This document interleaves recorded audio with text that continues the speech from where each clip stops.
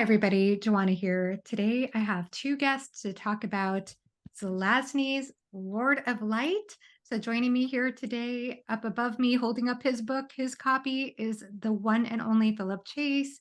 So happy to have Philip back here on the channel. And Matt from Matt on Books, who's the one who gifted us this book. So, hi to both of you.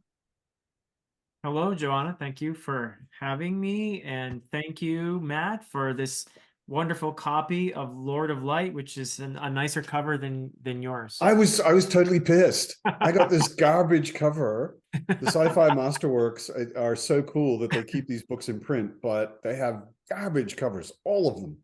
And then I saw the one I sent to you guys. I was like, how do I get that one? That's not fair.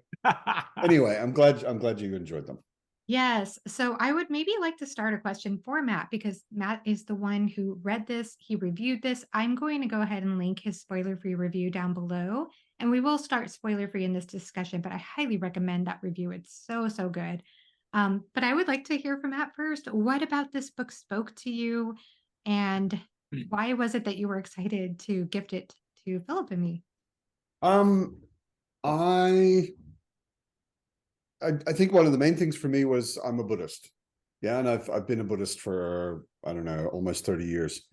And it has a lot to do with Buddhist concepts and how Buddhism kind of broke away from the Hindu culture that it sort of came from. And I know that both of you, we've talked about Buddhism and Philip's history in Nepal, and Joanna, we've also talked about Buddhism a fair bit. And I thought if I know two people on BookTube who might get into this because of that, it would be you two. Um, I also I had a period last year where I was kind of like, I think maybe I've read too much of the same thing, too many books that were quite similar. And this book is not similar to really anything else. it's it's kind of weird, it's kind of original, it's got a strange structure, and I was super into that last year. You know, I still am. I like something where I'm like, oh, I haven't seen this before. So it was my book of the year last year. Oh, You know, really? Oh, so yeah, wow. yeah. When I Yeah. did my end of year awards, I was like, this is the book that stuck with me the most. Ah. Yeah. Fantastic. And Groovy. Philip, anything you want to add or Groovy. yeah, I mean, I guess that's something we could add to right away is that this book was published in 1967. Yeah. So even though I think there are certain parts of this book that might be aligned with maybe what people consider the new wave of sci-fi that was popular at that time, it's still doing a lot of very unique things, I think probably even for that time. But Philip, thoughts on this book and what stuck out for you? First Yeah. impressions. Well, I'm it was my introduction actually to Zelazny's writing, and I am aware that Matt has said that it's not typical. It's not. Don't think that you're going to get something exactly like this if you read the Chronicles of Amber or something like that, right? Yeah. No. Yeah. Or Uh, any of his other books. Like almost every one of his books is kind of weird and original. Yeah. okay. Yeah. But this was fun. It was quirky. It was different. I enjoyed the references to Hinduism and Buddhism. And I don't think you necessarily have to be super familiar with No. those things to get something out of this, but I do think it was helpful that I did know some context. But because this is actually science fiction and it's not what it might seem at first, to not get too spoilery about it, we'll I guess elaborate on that in a bit. But it caught me by surprise. It's got some wonderful humor in it. I enjoyed the humor is what was one of the prominent aspects of it for me. And also, the humor sort of belies the thematic depth of it as well. There's some really good social critique in here. There's some great stuff on the subject of enlightenment and Buddhism and attachment and various things. So it was really cool. It was a lot of fun to read this book. Yeah, I like that you said that because we were just trying to remind ourselves because it's been a while since the three of us have read the book now. But we were trying to refresh ourselves on the themes of the book right before starting. And we'll get into those a little bit more in depth here. I know Philip already talked a little bit about some of the Buddhist themes that are in here. But if you just heard about this book based on the themes, you might get the impression it's a very more stoic philosophical book, maybe. But the way that he goes, the way that he approaches the themes is so much through humor. There's a little touch of absurdity, maybe a touch of absurdity would be safe to say. It is quirky. There are a couple of really dumb jokes that he spends a lot of time setting up as well. We'll talk Like, about one of those. yeah, Yes. It's probably not that spoilery, but yes, yeah. there is some really fantastic, quirky humor. Yeah. But it is just interesting because at the same time as you're reading something that's funny and that's creative and zany and an interesting project all on its own, it really does touch into some important themes as we talked about. So maybe before even going into the themes, another thing I want to mention too is the unique structure of the book. And I really want to hear about reading experiences regarding structure because for me personally, I started the book and I was really confused about what was happening. So we start out in chapter 1 with certain things happening with a certain storyline that's set in place. You go into chapter 2 and it feels like there's been a big time jump. Uh, and then you go on and things come together and loop back to what happens in chapter 1. It's not exactly like chapter 1 is a prologue, but it's Chapter 1 is technically the second last chapter. yes. Right? That's a good way to put it. Chapter 1 chronologically goes just before the last chapter, if you were to put it all in chronological order. So it is a time jump between first and second chapter, but it's a time jump backwards. So it's like a frame narrative, essentially, where you have the present, and we begin in the present, but then we have a major flashback, which is the majority of the book. How did we get here? And then we go back to where the chapter 1 left off. So we're back to the present, so to speak. Yeah. Yeah. And it's interesting though, because I think when you're reading it, that's just not obvious at all. Because chapter 1, you do wonder how we got to where we got. But at the same time, you have this idea of like, oh, we're going somewhere. So where are we going? So it is kind of weird to suddenly go back at the same time. It confused me too. Yeah. When I read it, I mean, I made a point of mentioning this in my review.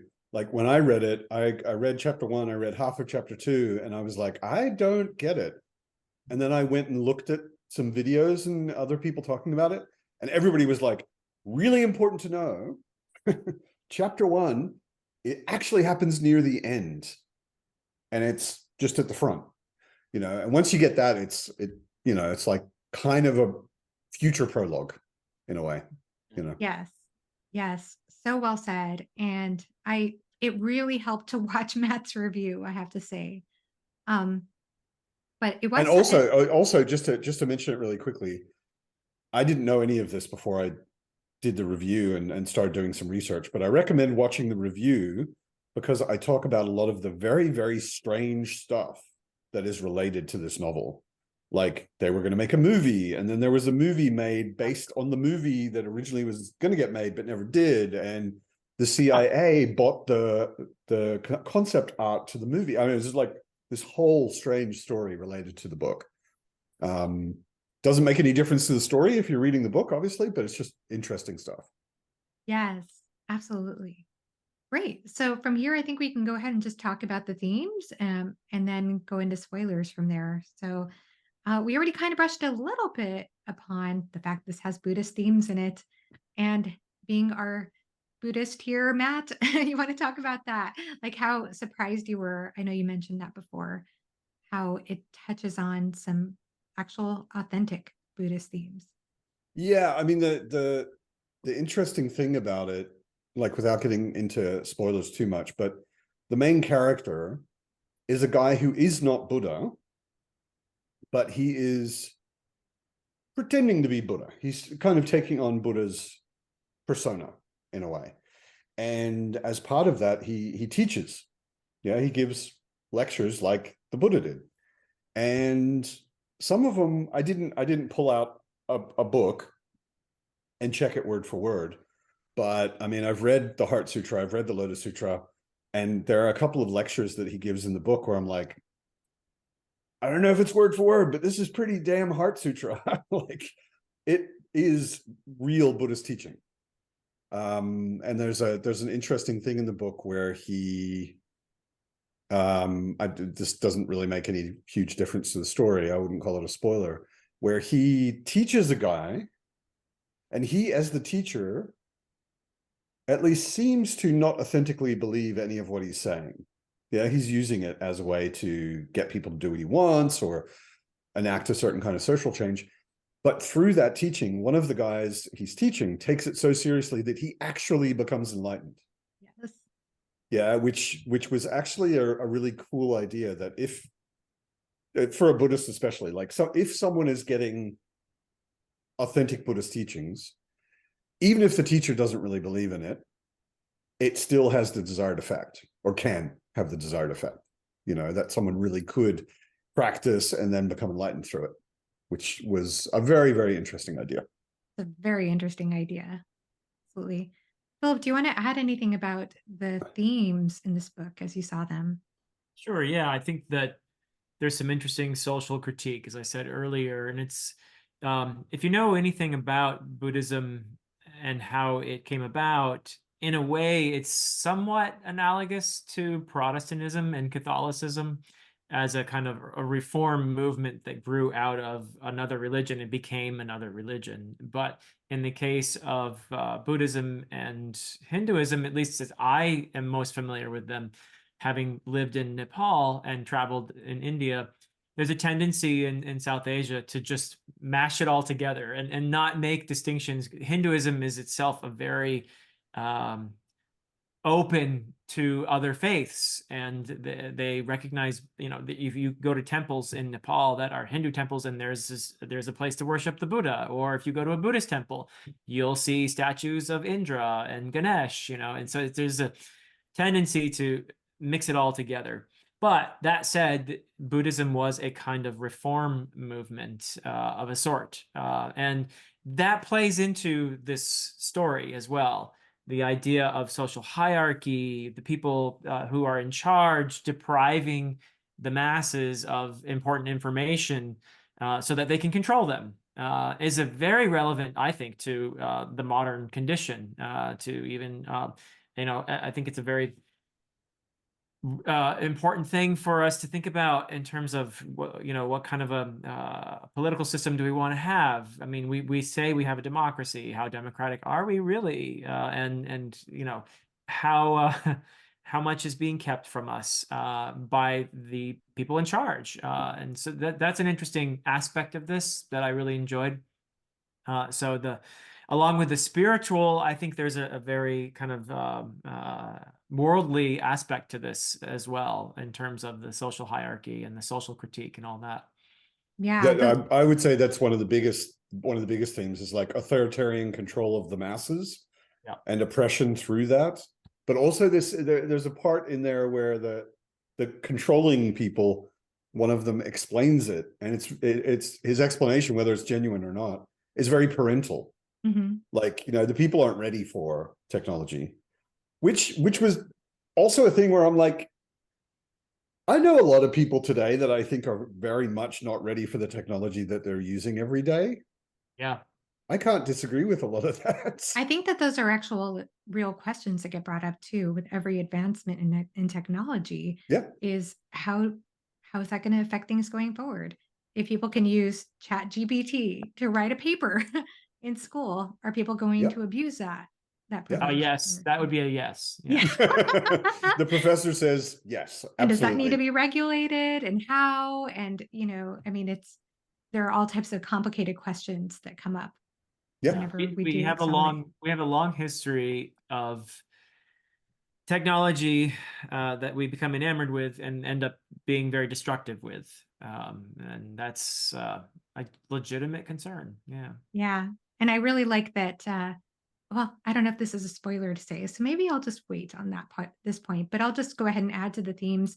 Just speaking, I think that was the main theme that I saw in the story as well.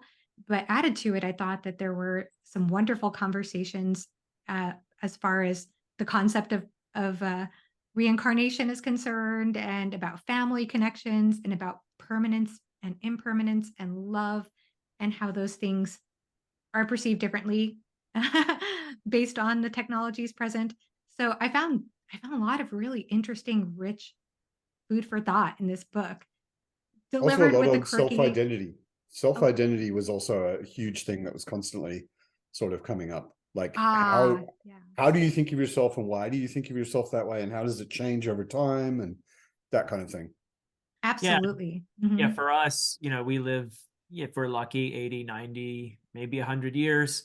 And the person that you were 20 years ago is not the person that you are now. I mean, on a Yeah, physical level, but also on a mental, a psychological level, all of your cells have been replaced in that time span, multiple times. Yeah, multiple times. And yeah, you're not the same person that you were. Now imagine if you live hundreds of years or thousands of years, yeah. and then that sort of thing is, are the memories you have of those eons ago, was that even you, at that point? And also how much of your self-identity is attached to your physical body, Yep, that's right. without getting into the details yet. There are people who do not keep necessarily the same body forever.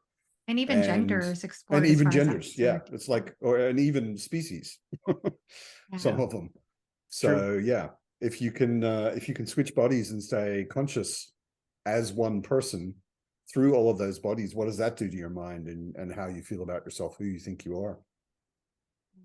Fantastic. Well, we'll go ahead and get into some spoilers.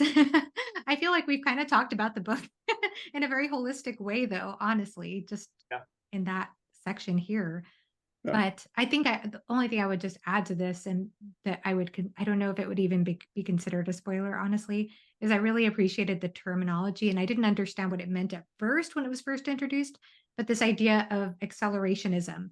And that's the broad name that's applied to this whole rebellion against the technology that's occurring. And I Or think that's a against really, the go I ahead. was just gonna say that I think it's more against the elitism that says only we, the people in Oh, charge, can yes, use the technology. against Yeah. the It's technology that's and I mean the being. name accelerationism is not necessarily against, but it's for Spreading it. the acceleration of technological Did I development. say that wrong? I meant, yeah. So the Yeah. accelerationists Yeah, want the technology to yeah, accelerate, is yeah, what Yeah. I was trying to say. And I yeah. said it probably backwards. And but yeah, but on the other side of that are these people posing to be gods of the Hindu pantheon who are trying to be in that parental role of trying to prevent this from happening. And there's even a conversation, I think, in one of the chapters about how the printing press has been invented 3 times and the Yeah. ways that they're trying to just And the halt. gods have destroyed it. Yes. Yeah. Yes. Yeah. I personally did find it helpful to have some background knowledge in the names presented in the Hindu pantheon. I'm not Yeah. by any means an expert, but I have, I've done some yoga routines, for example, that's talked about Agni, this idea of fire, and I've heard of Kali before and Brahma, and well, Yeah. Brahma's a concept, isn't it? Isn't like No, Brahma was Brahma also a god. Probably really a does god? get personified. Yeah. Yeah. Yeah. Brahma was Yeah. definitely one of the gods. Oh, was a god. Okay. Yeah. Yeah. But we Or get is, if you're a Hindu. or is. Yes. Yeah. Part of that triumvirate is Brahma, Shiva, and Vishnu. The Trimurti. Yes. But Shiva is the destroyer, Vishnu is the preserver, and Brahma is sort of like the Creator. the creator. Yeah. Yeah. Yes. And Brahma speaks to that gender theme that we were talking about earlier too, because there's this idea that Brahma can only be a man. And yet, first, when we're first introduced to Brahma in this story, we find out Brahma was probably actually a woman reincarnated into being a man. And then later on, Brahma dies. And then Kali decides to reincarnate as Brahma, but to do that, she has to She has to become a become a man. man. Yeah. It's, it's really So we're Yeah. ready. And We're ready some for of the, spoilers. yeah, we are. Oh, in the we're in spoilers now. spoilers. Yeah. Yeah. Yeah. Like some of the gods seem to have a really clear, specific gender. And if someone, for some reason, decides to be that god, they have to be that gender. Like Brahma has to be male and Kali has to be female. And some of the other ones, it doesn't seem to matter, I think. It's not that big a deal. Yeah. Maybe because they're more concepts. or incarnating concepts rather than a specific identity or something. But Speaking of I, identity, Matt, would you or Philip, either one of you, be willing to read the opening paragraph? oh yeah, I wanted to read it. When you were talking earlier, I was also thinking I find this such a perfect introduction to what the book is, because it introduces not only this has something to do with lots of weird words and maybe Buddhism, Hinduism, something, but also it's lighthearted. Yeah, a lot of the stuff going on in the book isn't necessarily super serious. Yeah, so his followers called him Mahasamatman and said he was a god. He preferred to drop the Maha and the Atman, however, and called himself Sam. He never claimed to be a god, but then he never claimed not to be a god. Circumstances being what they were, neither admission could be of any benefit. Silence, though, could. And that perfectly introduces the character of Sam, because that paragraph is everything he's about. You know, it really encapsulates him really, really well. Yeah. Including his rebellion and the fact that he is essentially said, no, this social system that we founded, we being the original crew members of the human ship that arrived on this planet and colonized it, the original crew members through technology have kept, I'm putting this in air quotes, reincarnated themselves and basically through technology by putting their spirit or soul or whatever into a new body. Atman. Atman, that's their soul, right? Taking their Atman, yeah. Yep. Yeah. And which is a real term. It's a real term from Hinduism. Yeah. Not so much Buddhism, but yeah. So they have gone through all these lives, and they kind of know each other. I love the moments when Sam encounters, for example, you mentioned Brahma, and he guesses who it was. Yeah. And Madeline, who's like, oh, yeah. Oh, by the way, Madeline, you know, and she's like, how did you know me? And it was, he says, you know, there were just certain mannerisms, you know, that gave you away. Some of the identity just carries over, you know. Yeah. But they're using the Hindu pantheon as a way to control their descendants and keep them in ignorance. And so it's the whole thing's a facade, and yet they do take on the persona in some ways of the god that they embody, and it's through a kind of a unique power that each one has. But also, Sam, the Buddha, who thinks of himself as a fraud, is a reformer, and he's, you know, through accelerationism, and as we said earlier, he preaches to the degree that someone listening to him actually can achieve enlightenment. So it's fascinating. And then, I mean, that's an interesting question, which I never really could 100% answer for myself. Why do you think he's doing it? Why do you think he wants to upset all of this? Because he over and over again kind of demonstrates that he's not a fundamentally good person. You know, he's not doing this because he's kind and he wants people to have better lives. I think he is a fundamentally decent person who wants to pretend that he's not.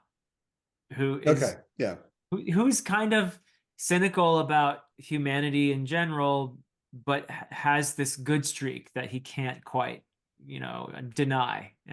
He just wants to do what's right, you know, and that's all. I think that's all there is to him, really. I don't know, Joanna, what do you think? Oh, that's so fascinating, because it's taking me back to the way he was introduced at the beginning, because like even with the paragraph that you read, Matt, it's like you would think this is a person who could take on these reverent titles, and he's like, but he calls himself Sam. He doesn't say he's a god, say he's not a god. And then you find out a few things in this chapter where you find out that the people who bring him back, I love this line here where they say to him, I think it's Yama says to him, like, oh, because he's upset that he wasn't left to be in the sea of being, that he wasn't left to be in this, I guess, state of nirvana. I don't know if that was the idea with that. Well, he was beamed up. There's like a ring of cloud around the planet, which it was called the Bridge of Gods. The Bridge of the Gods, yeah. And it sounds like some sort of technological storage device, basically. And they can transfer your Atman out of a body up into that and just keep it in stasis. And then Yes. Sam is talking about the experience of being in there, and he was pissed off that they brought him back because he was in Nirvana or something like it. Yeah, You know? he was blissed out. He was fully Yeah. aware, and he wanted to stay in that he was asleep but aware, and he wanted to stay in that state. And so he Yeah. was upset to be brought back in a way, which is interesting because we could talk about that in a second. But then he was asking why could you not have left me in that I was in the state of being? And somebody says, because a world has need of your humility, your piety, your great teaching, and your Machiavellian scheming. I just got such a kick out of that. Mostly the scheming. Yeah. So you get the idea that, he's not quite so, I don't know, pious. I And saw him as a trickster figure. To yeah. me, he was just like fully a trickster figure. Oh yeah. And then, And yeah. I felt like the whole time that the reason for him doing all of what he did was just change. Interesting. It Yeah, wasn't necessarily improving anyone's lives or anything. It was simply things have been stagnant for hundreds or thousands of years, and it's time for change. Which is a very trickster kind of role but it takes a while for society. him to get going, because they were talking about how he kind of just stares for a while, and they're like, well, maybe he's just meditating. They're like, no, he needs to get up and take some walks. And then the next thing you know, he's like gambling with demons. And so this is the impression you get of him in the first chapter. But I also want to bring this back to what we were talking about, being in that beam, because I know that Matt, as a Buddhist, like the idea, right, is not to achieve enlightenment for yourself, right? The idea is to help others, or the bodhisattva vow is to There's a remain. lot of different kinds of Buddhism, and I know a lot about Tibetan Buddhism and very little about every other kind of Buddhism. Oh, okay. I probably just know about the kind you know about, or that you're more Probably, into. yeah. I mean, like from what we've talked about before, that's probably where you've heard most of your Buddhism. Yeah.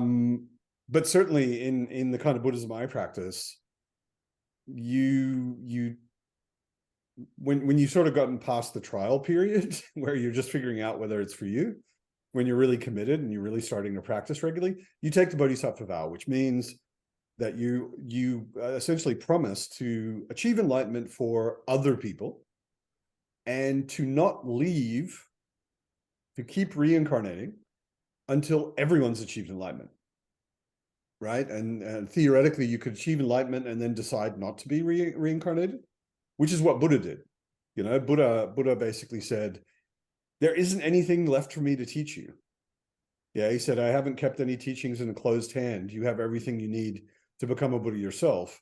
You don't need me anymore. And then he took off. But yeah, I mean, for us at least, like the idea is get everyone there. Yeah. And then you can all piss off to Nirvana and have an awesome party or something. Yeah. It's I interesting. actually read Sam as having a trickster element to him, but as also being subversive, because he wanted a better world for the majority. Like I feel like he's actually a reformer in that sense, and yeah, a very cynical one, and very self-effacing, if you want to put it that way. But that he deep down genuinely feels that the world will be better without this elite class controlling everything and living this lavish lifestyle where everyone else is kept deliberately ignorant.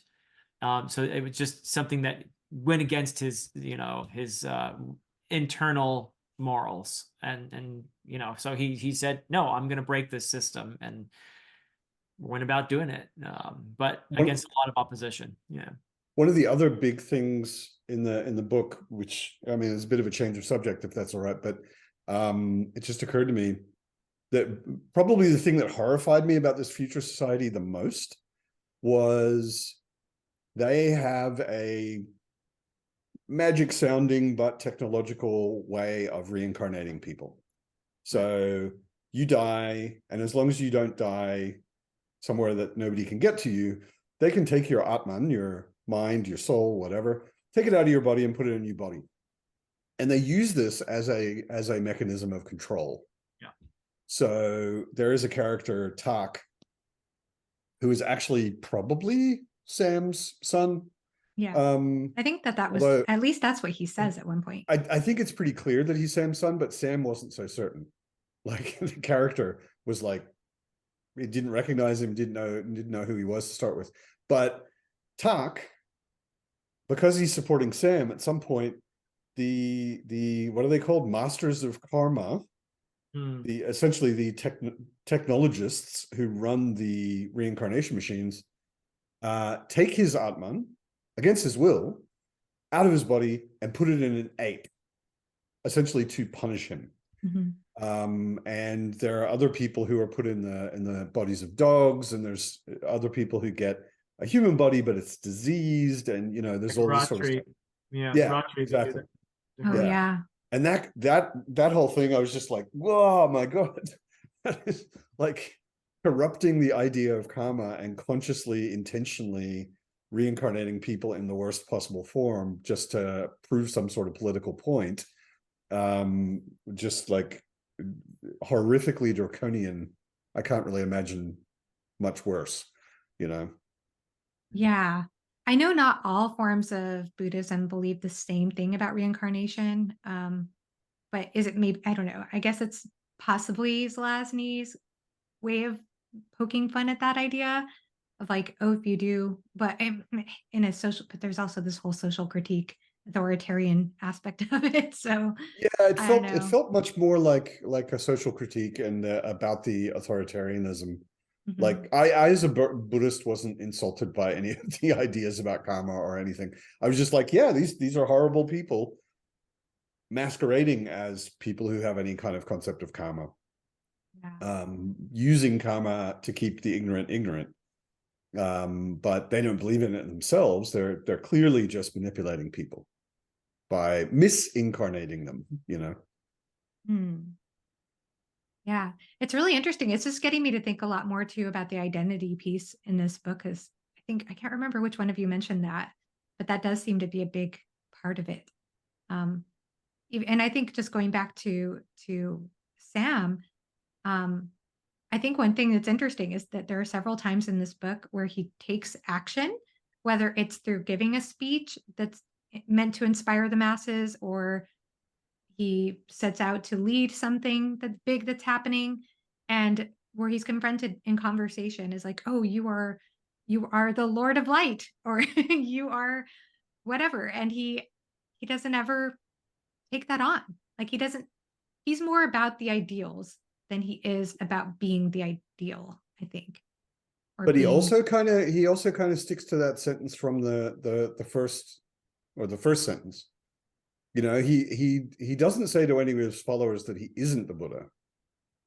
no, yeah, that's true. But he also doesn't say that he is, just like in the first sentence. He does have a conversation with Taraka, and I can't remember exactly what was said. That's later on, and that's when Taraka is saying, "You are what they call the Lord of Light," and he said, "I never call myself that," or something. I don't know. I think he always evades that. Yeah, he doesn't Yeah. say Well, he is the thing or he isn't. One thing he does acknowledge, though, is that he doesn't feel he has achieved enlightenment, whereas the assassin who tried to kill him, Rild, Yeah. Rilled, yeah. he says, this guy, yeah, he did it. He's the real Buddha. He's the real one, not me. Yeah. That's interesting. Yeah. But I mean, also, like, Rild achieves enlightenment through Sam's teachings, and because he changes his mind about killing him because Sam was being very compassionate to him. Right. So it's like, yeah, Sam's not as bad a guy as he wants everyone to think he might be, Right. Yeah.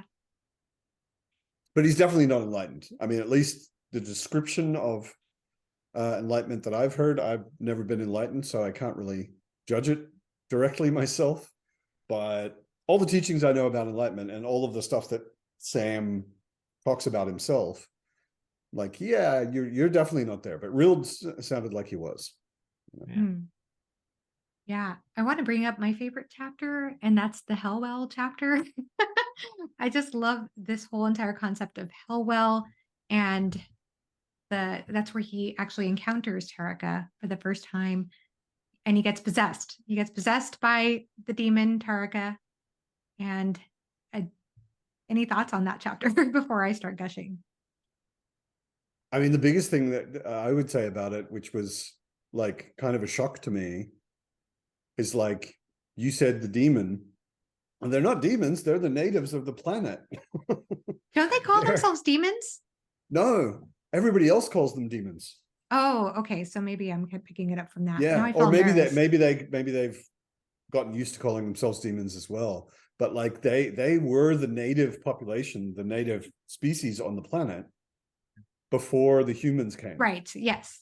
Yes. They even And the have a wonderful humans, song. I love the song that they sing together. I don't remember their song. Oh, it's wonderful. I'll bring it up. But yeah, and they're trapped in a big cave basically by Sam. He's the one who put them there a long time ago. Yeah, it's because they keep saying things like Siddhartha, binder of demons. They're referred to as demons throughout the book. So maybe they don't refer to themselves as demons. Yeah. But everyone else refers to them as demons.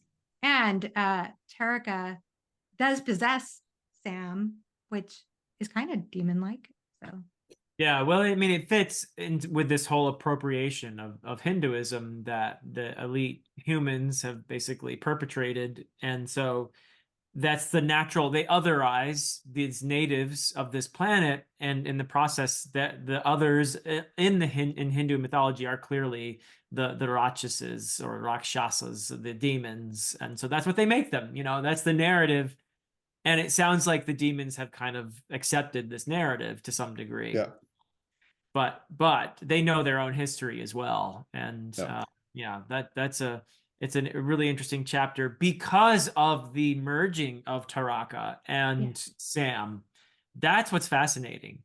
Yeah. And how Sam, they influence each other in that merging.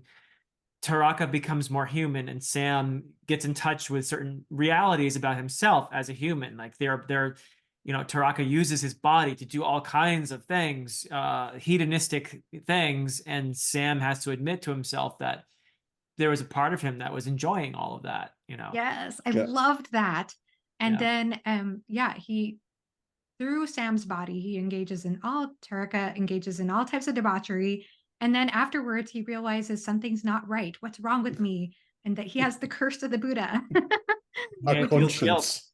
A conscience. Yeah. He's developed a conscience and he can feel guilt. Yeah, I loved that whole bit. It's like these aliens, they're bodiless creatures of energy or something. Yes, they're described as kind of like energy or they don't have physical bodies. They're some sort of energy beings. And I mean, there's a lot of stuff. We talked about it before. There's a lot of stuff in this book where it's like, science schmience, it's not so sciencey. Old school science fiction. Yeah, exactly. It's like I've got an idea, I'm going to embody it in my science fiction story, and to hell with science. It's definitely pretty soft on the science in a lot of places, but the demons, the Rakshasas, that they don't have the concept of a conscience. They don't understand guilt, and by spending too long a time in Sam's body, suddenly Taraka's got a guilt problem. And maybe part of the problem too is they've been confined for so long too, is the idea I got in Hellwell. And it says here that Hellwell lies at the top of the world and it leads down to its roots. It is probably as old as the world itself. And if it is not, it should be, because it looks as if it were. I'll go ahead and read that song really quickly if you all are okay with me reading. Yeah, of course. I feel like I just don't read. Why don't you actually sing it for us? I was going to say I will only agree to participate if you sing. Putting me on the spot. Nice try. We're joking, I think. But it says here, sort of joking. We are the legions of Hellwell damned, the banished ones of fallen flame. We are the race undone by man, so man we curse, forget his name. This world was ours before the gods, in days before the race of men. And when the men and gods have gone, the world will then be ours again. The mountains fall, the seas dry out, the moon shall vanish from the sky. The bridge of gold will one day fall, and all that breathes must one day die. But we of Helwell shall prevail. When fail the gods, when fail the men, the legions of the damned die not. We wait to rise again. I was really touched by that. Yeah, no, that's powerful. There's just such a great sense of solidarity, and I don't know. I felt for them. Oh yeah, they're super tragic. I mean, they like up to that point in the book, I've gotten the idea that the original crew, they're pretending to be gods, they're oppressing everyone that came after them. And I thought, okay, you guys are pretty unpleasant. And then you discover that they not even subjugated, they just locked away and ignored the entire native population of the planet they claimed. Like, okay, you're a lot worse than just unpleasant. Actually, Yeah. a very human thing to do. How many Oh times yeah, have we done totally. that in our history? Yeah. Yeah. And Yama, what was the thing with the demon repellent? That was just He's a wild. curious character. We should need to talk about him some, I think, Yeah, because let's talk about him now, because the next Okay. chapter is his wedding, so we might as well. Yeah. Might as well. That's a good segue. Yeah. So I mean, he is the human who seems to be the prime driver behind their technology. Like he's the techno guy and he takes on the persona of the god of death. And he has his superpower, if you will, is this death stare. Aspect. It's aspect yeah, that's actually the correct term, not superpower, but same thing. It's basically a superpower, yeah. Yeah. So interestingly, Sam's aspect is the ability to disrupt the other people's aspects, I guess, to some degree, which I think is, again, that points to him being a reformer or a subversive figure anyway.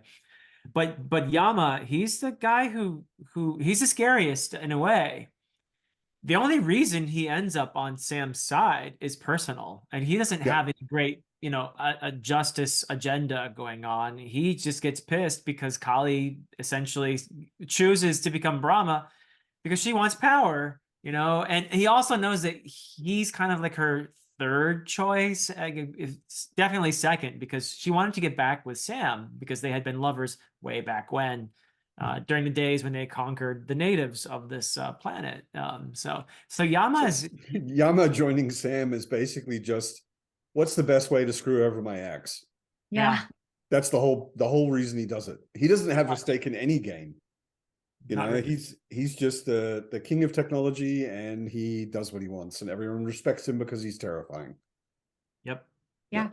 I love it. I loved the wedding between death and destruction. So Yama and Kali. Yeah.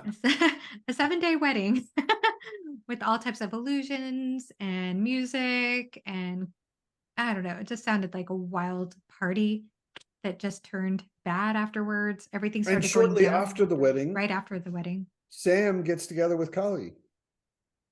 Yeah. Right after the wedding? Yeah, in the same chapter anyway. Before he gets executed, he has this whole conversation with her about their former lives and how they were together. And he's like, I'm not that person. You're still, you have this idea of me from thousands of years ago. I hardly even remember that person. So and that's not who I am anymore. So I find that fascinating. Yeah. But I love that conversation. I don't know why my memory did not place that after the wedding. For some reason, I kept thinking that was before, but you're probably right. It's in the same chapter. Right. It's in the same chapter. I think it's not long after the wedding. Okay. And then she takes a tiger form and eats him. I mean, the tigers were interesting too, because they were only made to see forest where there was technology. There was something about that. That's also an interesting thing that took me a while to really get a clear picture of it. But like, they keep talking about heaven, and heaven is where the gods live. Right. But heaven is a physical place that's in the Arctic Circle. It's like a dome built in the North Pole. And, you're not allowed in unless you're a god, basically. But yeah, they just, a lot of the book is written in a very mythological feeling kind of mode and style. so they keep talking about heaven, and you think, "Oh, what could heaven be? Is it some It's sort of really just party central. it's just like a big orgy, basically, where So the gods are just partying 24 hours, doing whatever the hell they want. Nobody else is allowed in, and it's a building. That's heaven. yeah, Yeah. that is so wild. I love And it. it's in the Arctic Circle, and I forget. There was a funny there was sort of a funny sentence about it when they finally do explain what heaven is. It says something like it's a oops, the the the gods live in heaven, which is built in the icy wastes at the north of the planet, because only the gods could live there, or something like that. Like if you're a Man, god, you can live there, but otherwise you couldn't. Inaccessible. Yeah. Yeah. I found somewhere in my notes that I wrote Vishnu created it. I don't know if that's exactly right, but anyway. Might be. I don't remember. So it's like icy there. Is that the idea? Well, not in Well, the dome, but in order yeah, to access it, you'd have to get through some inhospitable terrain. Yeah. Okay. Because I yeah. do remember some description of like an icy spire, but I thought it was just a simile. So, so I don't know if it was speaking to something more true. But Yeah. anyway, yeah, that's cool. I love the descriptions in here though. I thought that they were That's another really thing. beautiful. Yeah. Zelazny can turn a phrase. He has the ability to surprise you because it seems like such a.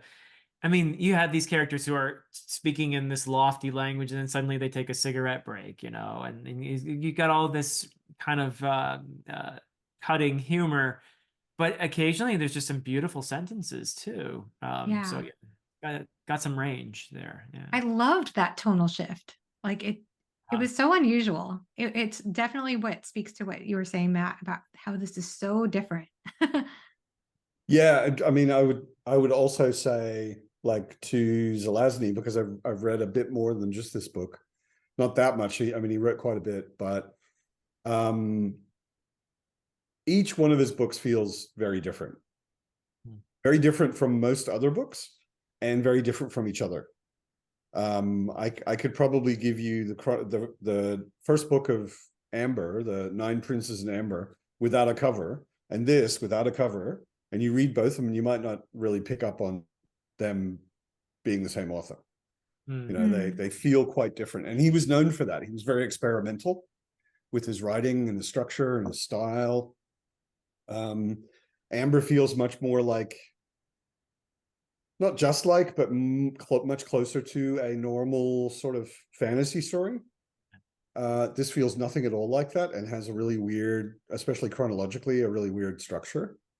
Like in Lord of Light, apart from the first chapter, which isn't chronologically where it belongs, I was often wondering, and it's never clearly stated really, how much time passed between this chapter and that chapter and the next chapter. Because a lot of it feels like it's probably a pretty good time jump, maybe a and few years, years. number of years, but it's not really clearly stated usually. No. And I mean, he wrote A Night in the Lonesome October, which is also like weird and much more comedy, but it's got Cthulhu mythology, the Cthulhu mythos in it, and he wrote a lot of different things that are very different from each other. Yeah. One of my favorite moments in the book, and it has a much more mythological feel to it, is the duel between Yama and Rild, who has been enlightened. But Rild chooses to fight Yama, even though he's enlightened. I thought that was just such a brilliantly written scene, and it has a mythological resonance. Probably the most, to me, mythological moment in the entire book, actually, was that duel between the two of them. That was cool. That was just cool. And the way he finally prevails, because he can't really, I mean, he can't beat him in the sword fight, as he essentially grabs him and goes underwater with him and drowns him. That's how he finally beats him. But yeah, and acknowledges you came closest, to defeating death, Yeah. which is interesting because he's enlightened, you know. Yeah, it's also, I mean, like as far as Buddhism goes, it's also a really interesting statement. Like when it came to that, with like, oh, wait a sec, he's enlightened and he's actually almost beating death. It's kind of fits. Yeah. And I mean his motivation, like in Buddhism, of course, we talk about motivation a hell of a lot. Like there are a lot of things you can do in Buddhism which are not such bad karma if your motivation is actually the right one. Yeah. And he's fighting Yama to protect Sam, his teacher, who he thinks is the Buddha.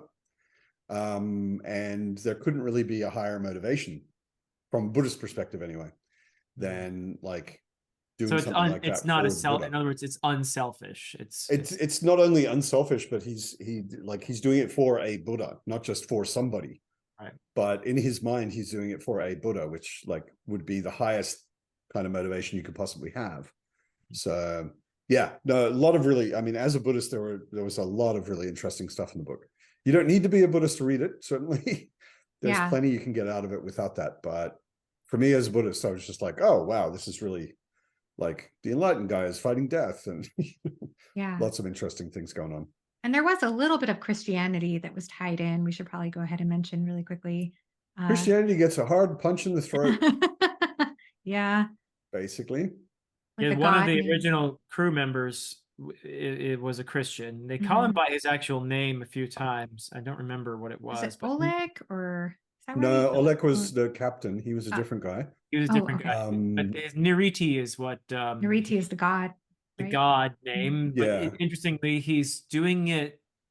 So he's kind of like he's the one with the zombie army, and he's he's doing it in opposition to the Hindu pantheon, but his ultimate goal is to establish a more monotheistic society, I guess, or even explicitly Christianity. I'm not sure, but originally he was a Christian among the crew members. He was the chaplain of the ship, right? Not only a Christian, but like a priest, basically. Yeah. So, but yeah, he as you say, I think he's represented as being, although interestingly, he does ally with Sam in order to change the social order, with very different intentions. Yes. Yeah. But nevertheless, that's the chaos of that final, bit of this, the last battle and everything else.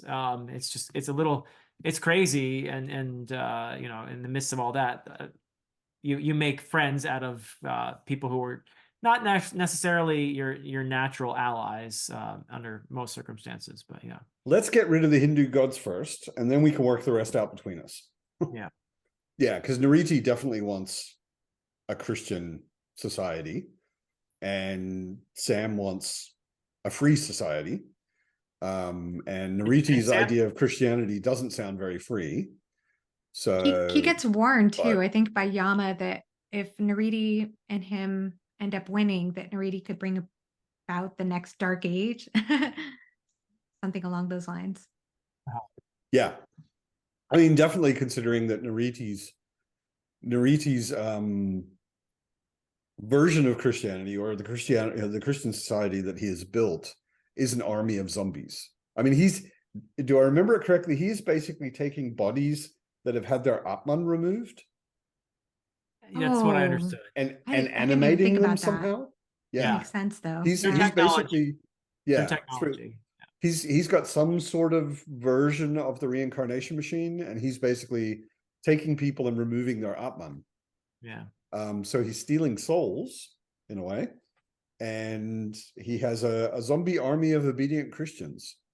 And yeah, it doesn't paint a very pretty idea of future Christianity. But then, I mean, future Hinduism doesn't come off looking too good either. Yeah, and even Sam double crosses Nariti there. So, I mean, yeah, it all gets negotiated out in the end, right? Yeah, which was an interesting kind of ending. I mean, it kind of just comes together, I guess. There were some weird little twists and turns for like a paragraph, and then it kind of comes to an end. There's a lot of ambiguity in the ending too, where Zelazny says, and some say this is what happened to Sam, and others say this. Sam left. That's the only Left. thing we know. You know, he just left. And then there's mythology that builds up around what he did when he left and where he went and whatever. Yama also just leaves, right?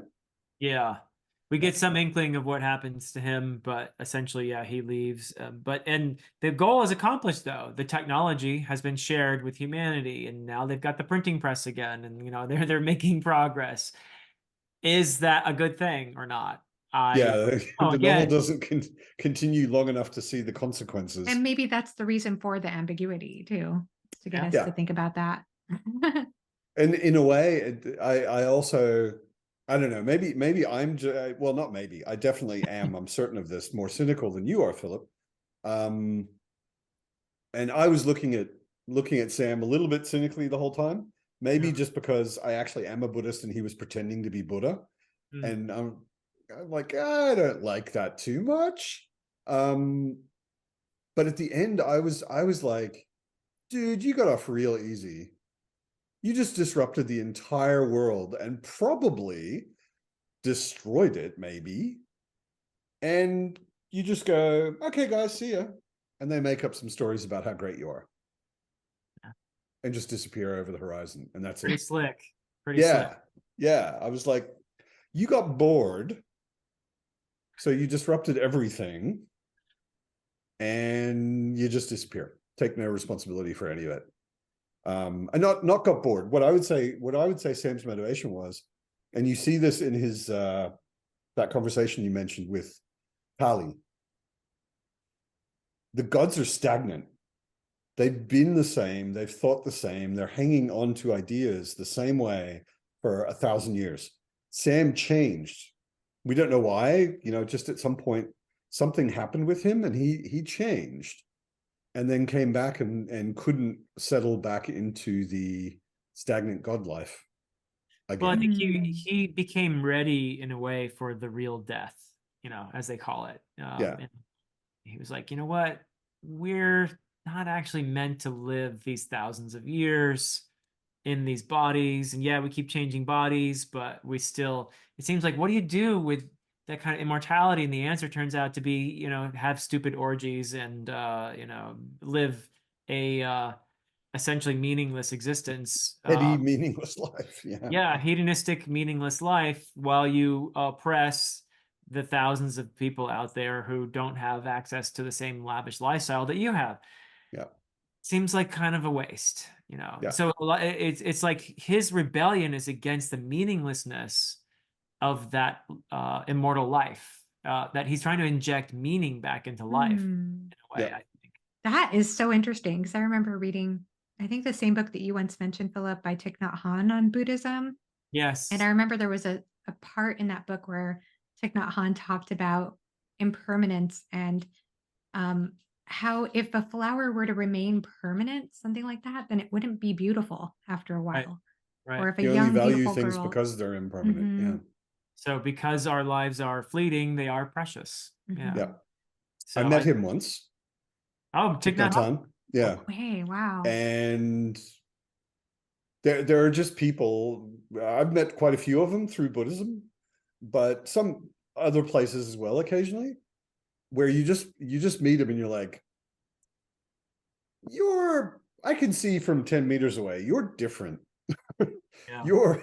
You've got something that just kind of radiates. And Thich Nhat Hanh was definitely like, okay, yeah, I believe you, that you're well along the way.